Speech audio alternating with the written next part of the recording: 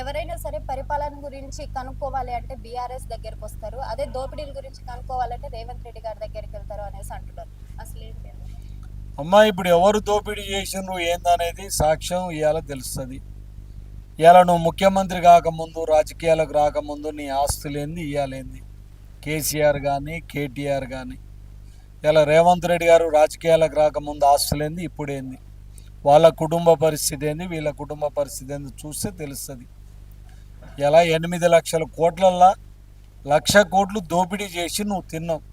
ఇలా మా ముఖ్యమంత్రి 18 నెలలు ఏదన్నా చిన్న స్కామ్ కూడా బయటపడ్డ దాఖలాలు లేవు.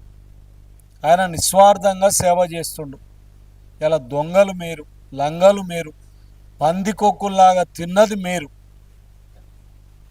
ఇలా రాష్ట్ర సంపదను దోసుకున్నది మీరు. ఇలా రేవంత్ రెడ్డి గారికి ఏ బరువు బాధ్యతలు లేవు. ఉన్నా ఒక బిడ్డ పెళ్లి చేసుకున్నాడు.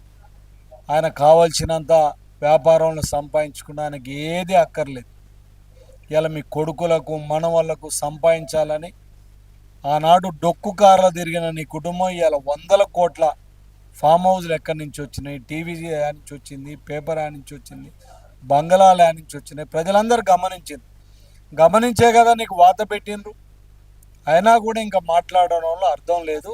ఎందుకు ఇలా మాట్లాడుతున్నారు సార్? నిరాశతోటి ఇలా కేటీఆర్ గారు నిరాశ నిస్పృహలతోటి అధికారం పోయింది, ఆ భోగభాగ్యాలు పోయినాయి అని చెప్పి ఇక అధికారం 10 ఏళ్ళు రాదు, రేవంత్ రెడ్డి గారు బ్రహ్మాండంగా పరిపాలన చేస్తున్నారని మాట్లాడుతున్నారు తప్ప ఇంకొకటి కాదు.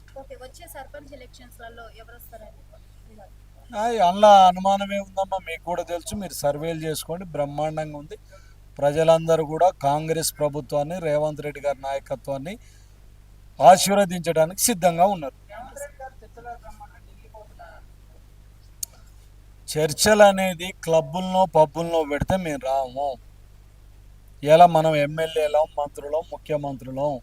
మీరు రండి, ఇవాళ అసెంబ్లీకి రండి.